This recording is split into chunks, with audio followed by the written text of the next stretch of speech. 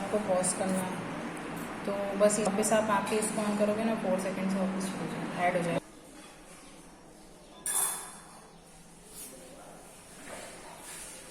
Welcome back to Science Online Class. How are you all?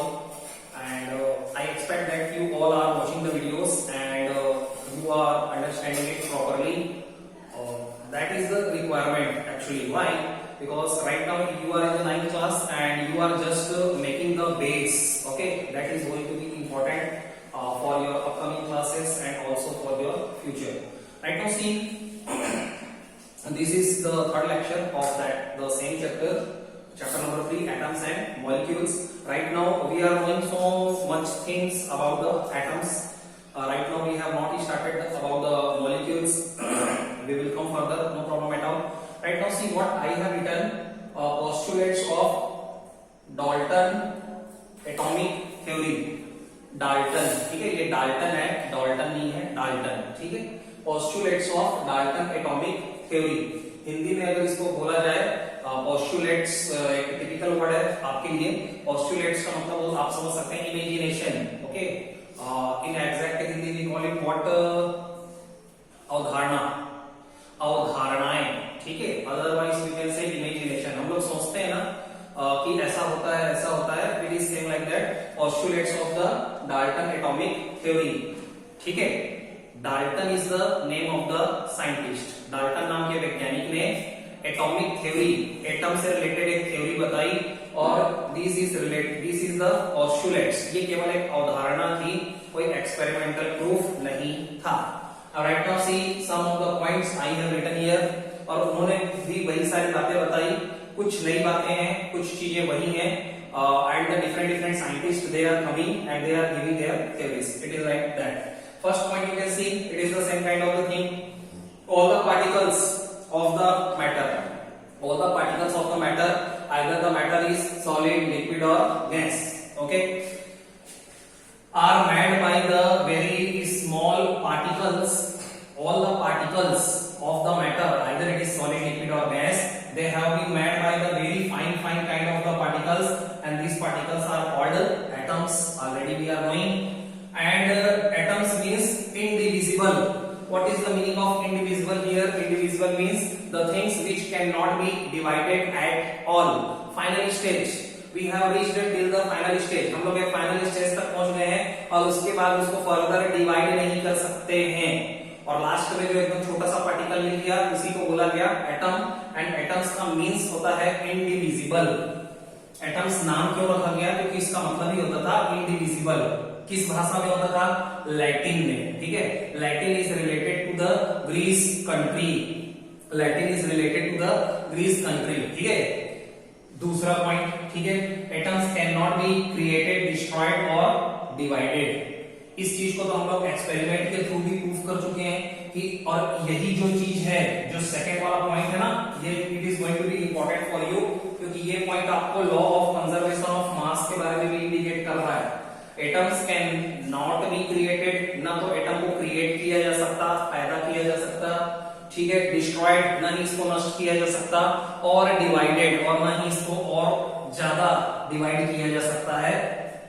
Or this particular thing already I have explained you according to the law of what we can say, law of conservation of mass. Law of conservation of mass भी तो यही चीज बोलती है कि during the chemical reaction, अगर दो reactants आपस में react कर रहे हैं and if they are making the new product, तो इनका जितना भी weight अपन लेंगे, what is the mass of the reactants that we will consider, we will get the same amount of the product. मतलब जितने द्रव्यमान का, जितने भार का, अगर मैंने 5 ग्राम कोई चीज ली, 5 ग्राम कोई चीज ली, तो टोटल उधर मेरे को क्या मिलेगा? जितने भी प्रोडक्ट बने, मान लो 2 बने, 3 बने, 4 बने, इससे कोई लेना देना नहीं, लेकिन उनका टोटल द्रव्यमान फिक्स हो गया कि इधर 5 और 5 लिया गया है, तो फाइनली उधर कितना बनेगा? 10 ग्राम का ही कोई चीज बनेगा।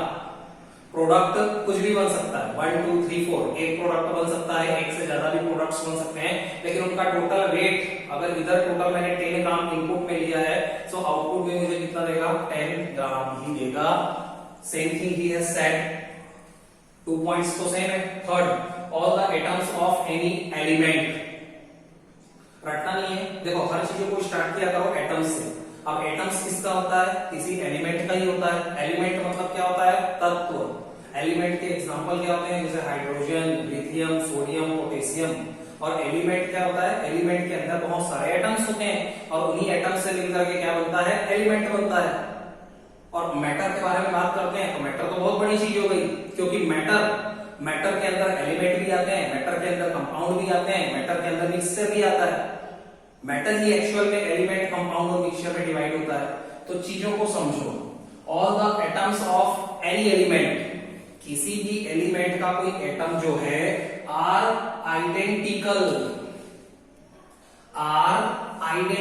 आइडेंटिकल मतलब होता है एक समान, सेम, ठीक है। And different from the other elements, और वो दूसरे एलिमेंट से डिफरेंट है। अब इस चीज को एग्जांपल से समझते हैं। फॉर एग्जांपल मैंने कंसीडर किए 2 एलिमेंट्स। मैंने एक एलिमेंट कंसीडर किया हाइड्रोजन, जिसका सिंबल होता है H, and the second element that I have considered that is the oxygen, जिसका सिंबल होता है O। तो मैं क्या कहना चाहता हूं, और इसमें लिखिए जो बात, atoms of any of the element are identical in size, shape, character, behaviour.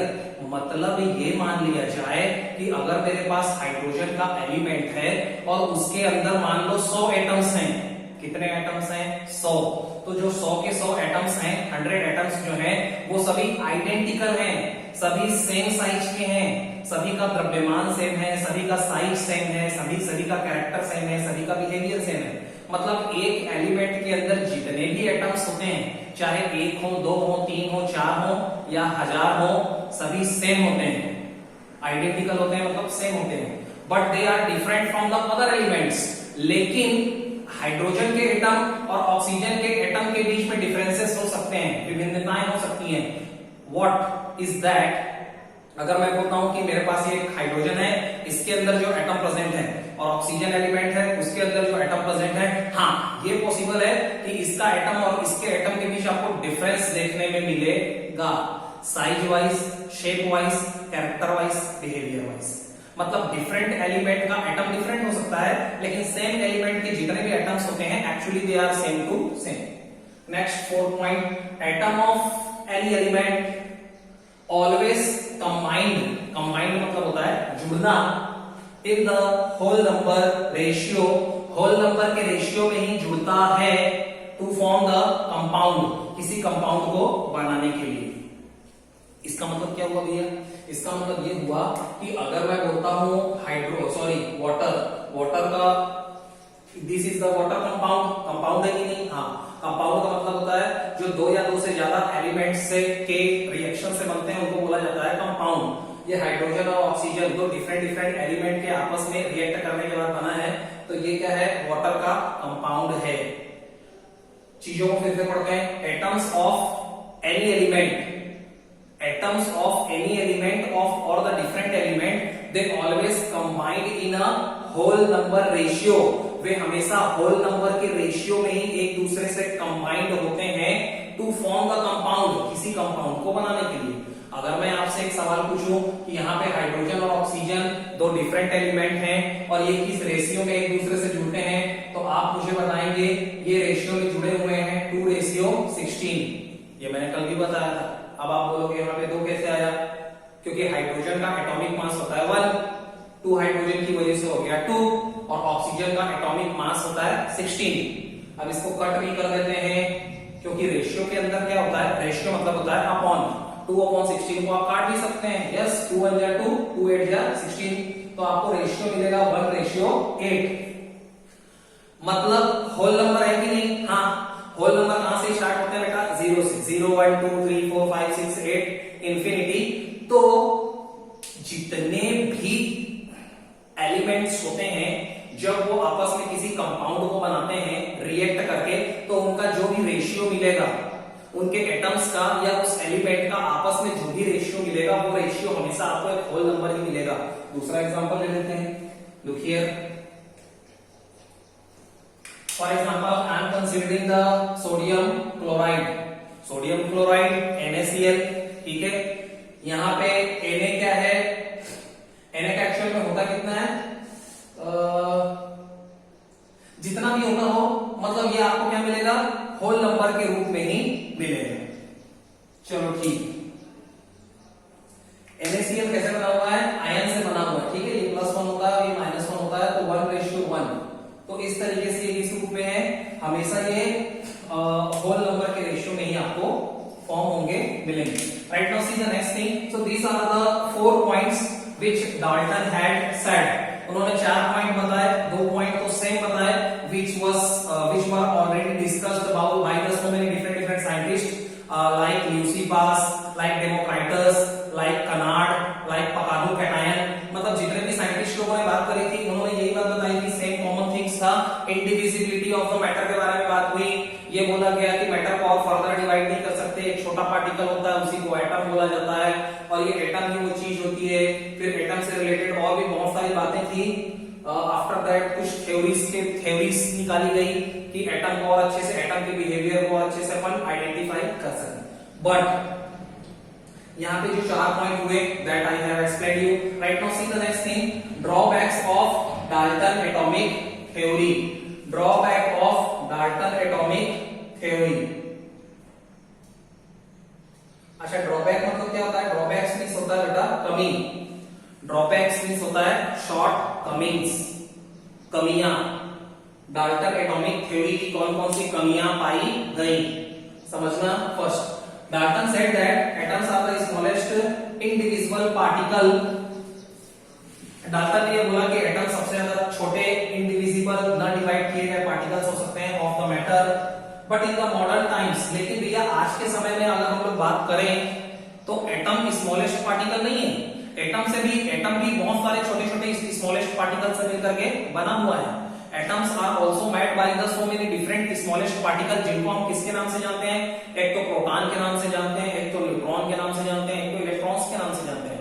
Means atoms are the smallest particle of the matter, ये कहना गलत है, because atoms are also made by the very fine particles like electron, proton, neutron, और ये इतने छोटे होते हैं कि इनका तो वेट भी इमेजिन नहीं किया जा सकता। That I will teach you in the next lecture. तो ये बात होती है गलत। डाल्टन ने जो बात बोली थी कि सबसे छोटा पार्टिकल केवल एटम ही होता है, ये बात गलत होती है, क्योंकि आज के जमाने के हिसाब से बात करें तो आज इतनी डिस्कवरीज हो चुकी हैं कि सभी को पता है कि एटम के अंदर भी 3 छोटे छोटे पार्टिकल्स होते हैं, प्रोटॉन, न्यूट्रॉन और इलेक्ट्रॉन। जिसमें से प्रोटॉन पॉजिटिव चार्ज पार्टिकल्स होता है। इसके बारे में और भी नेक्स्ट चैप्टर में हम लोग पढ़ेंगे कि प्रोटॉन की खोज किसने की। पॉजिटिव चार्ज पार्टिकल्स होता है प्रोटॉन। न्यूट्रॉन जो होता है वो न्यूट्रल पार्टिकल होता है, इसके ऊपर कोई चार्ज नहीं होता है। और तीसरा होता है electrons. Electrons negative charge particles होते हैं and they always revolve around the nucleus of the atom. ये हमेशा किसी एटम के न्यूक्लियस के बाहर चक्कर लगाते रहते हैं। कौन? इलेक्ट्रॉन्स। ठीक है। दूसरी बात, जो एटम्स का न्यूक्लियस होता है या एटम के अंदर केवल 2 ही पार्टिकल होते हैं, प्रोटॉन और neutron. In my last class, I told you number of protons and number of neutrons both are equal to each other. जितना नंबर ऑफ प्रोटॉन का होता है वही नंबर न्यूट्रॉन का होता है, और इसीलिए जब हम लोग एटॉमिक मास निकालते हैं तो दोनों को ऐड करते हैं। फॉर एग्जांपल, एटॉमिक नंबर के बारे में थोड़ा सा बता देता हूँ। एटॉमिक नंबर कुछ भी नहीं होता है। एटॉमिक नंबर को हिंदी में बोलते हैं परमाणु क्रमांक। ठीक है। So atomic number is nothing, it shows the how many number of protons are present in that atom of that particular element। किसी एटम के अंदर नंबर ऑफ प्रोटॉन्स को जो चीज इंडिकेट करती है उसी को बोला जाता है atomic number. For example, the atomic number of carbon is 6। Carbon का एटॉमिक नंबर होता है 6, मतलब मैं मान लूंगा 6 प्रोटॉन हैं, तो जितने नंबर ऑफ प्रोटॉन होते हैं उतने नंबर ऑफ न्यूट्रॉन भी होते हैं। तो if there are 6 protons, meaning is that there are 6 neutrons also there. So atomic mass क्या होता है? एटॉमिक मास इक्वल टू होता है number of proton plus number of neutron. तो 6 + 6 इक्वल टू 12। इसीलिए जब भी मेरे को कार्बन का एटॉमिक मास लिखना होगा तो मैं 12 लिखूंगा, डबल। लेकिन हर के केस में ये डबल नहीं होता है। फॉर एग्जांपल, क्लोरीन के अंदर 17 कितने होते हैं बेटा? प्रोटॉन कितने होते हैं? 17। लेकिन न्यूट्रॉन कितने होते हैं? न्यूट्रॉन कुछ कम ज्यादा होते हैं। Meaning is that the atomic mass of chlorine 17 के हिसाब से, अगर 17 एटॉमिक नंबर है क्लोरीन का, नंबर ऑफ प्रोटॉन्स है 17, मतलब उसका एटॉमिक मास तो आपके हिसाब से 34 होना चाहिए, लेकिन उसका जो एटॉमिक मास कैलकुलेट होकर के निकला है वो होता है 35.5 मतलब 35.5। अब आप बोलोगे ऐसा कैसे, तो ऐसा होता है। फॉर एग्जांपल सोडियम का एटॉमिक नंबर होता है 11, नंबर ऑफ प्रोटॉन कितने होते हैं 11, उसके हिसाब से 22 होना चाहिए क्या एटॉमिक मास, लेकिन एटॉमिक मास उसका होता है 23। तो बहुत सारी छोटी छोटी चीजें हैं। नेक्स्ट डाल्टन, सेकंड उसका जो कमी निकला वो देखते हैं। Dalton said that the atoms of any element, बार बार देखो वही लिख रहा हूं मैं, atoms of any element they have the fixed mass but isotope theory indicates that same element may be available in the different masses। समझ में नहीं आया होगा, है ना। फिर हिंदी हिसाब से देखते हैं। डाल्टन ने ये कहा कि एटम ऑफ एनी एलिमेंट, किसी एलिमेंट का कोई भी जो एटम है उसका जो मास होता है ना वो हमेशा फिक्स होता है, उसका जो मास होता है वो हमेशा फिक्स होता है। एक ही एलिमेंट का जो मास होता है वो हमेशा फिक्स होता है। लेकिन ये थ्योरी फेल हो गई क्योंकि आइसोटोप नाम की एक दूसरी थ्योरी आई। अब आपको आइसोटोप भी बताना पड़ेगा। तो आइसोटोप्स का मतलब ये होता है, आइसोटोप का मतलब same atomic number but different atomic mass. Repeat करता हूं मैं, आइसोटोप का मतलब होता है same atomic number but the different atomic mass. मतलब एटॉमिक नंबर हो सेम लेकिन एटॉमिक मास अलग अलग हो, तो उस बात को बोला जाता है आइसोटोप। मतलब आइसोटोप के जैसे हाइड्रोजन के 3 आइसोटोप होते हैं, 1H1, ये वाला जो 1 है ना वो एटॉमिक नंबर को बता रहा है, और ऊपर जो मैंने पावर लगा के 1 लिखा है वो एटॉमिक मास को बता रहा है। मतलब मैं इसमें ये बोल सकता हूं कि 1H1 का मतलब प्रोटॉन की संख्या कितनी है 1, न्यूट्रॉन की संख्या कितनी है 0, न्यूट्रॉन है नहीं तो 2 हो जाते, 1 और 1 2, और टोटल एटॉमिक मास कितना हुआ 1। यहां पे देखो 1H2, यहां पे लिखा है 1H2, 1H2 को बोलते हैं ड्यूटीरियम। इनके अलग अलग नाम भी हैं, ठीक है। इसका नाम प्रोटियम है, इसका ड्यूटीरियम है, इसका ट्राइटिरियम है। 1H1 को बोलते हैं प्रोटियम, ठीक है। यहाँ पे एटॉमिक नंबर 1 है, एटॉमिक मास भी 1 है। 1H2 में कितना है 1 प्रोटॉन तो 1 है, और टोटल एटॉमिक मास बन गया 2, न्यूट्रॉन भी 1 है ना। तो 1H2 को बोला जाता है ड्यूटीरियम। और थर्ड नंबर पे 1H3 है। 1H3 मींस एटॉमिक नंबर कितना है 1, लेकिन एटॉमिक मास कितना है 3। मतलब यहाँ पे न्यूट्रॉन की संख्या 2 है, तभी तो 2 और 1 मिला के कितने होते हैं 3 होते हैं। तो इसको बोला जाता है ट्राइटिरियम। मीनिंग इज दैट एक ही एलिमेंट इस तरीके से भी हो सकता है कि उसका mass, for example before that particular thing आपने हमेशा ये सोचा होगा कि एटॉमिक मास फिक्स होता है। हाइड्रोजन का 1 मतलब 1, कार्बन का 12 मतलब 12, ठीक है। बट ऐसा नहीं है, एक ही एलिमेंट अलग अलग डिफरेंट एटॉमिक मास कंसीडर कर सकता है, and that particular theory is called the isotope theory. तो आइसोटोप थ्योरी ने डाल्टन की थ्योरी को फेल कर दिया। डाल्टन ने तो ये बोला था कि atoms of any of the element they have only the fixed mass, उनका एटॉमिक मास हमेशा फिक्स होना चाहिए। But according to the isotope theory we come to know that same element they can consider the different atomic masses. एक ही element के एक ही time पे अलग अलग 3 एटॉमिक मास हो सकते हैं।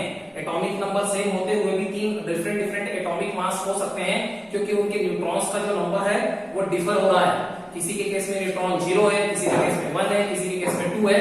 तो न्यूट्रॉन के डिफरेंट होने की वजह से उनके एटॉमिक मास में भिन्नता पाई जाती है या वो डिफरेंट आता है, तो ये बात गलत हो गई।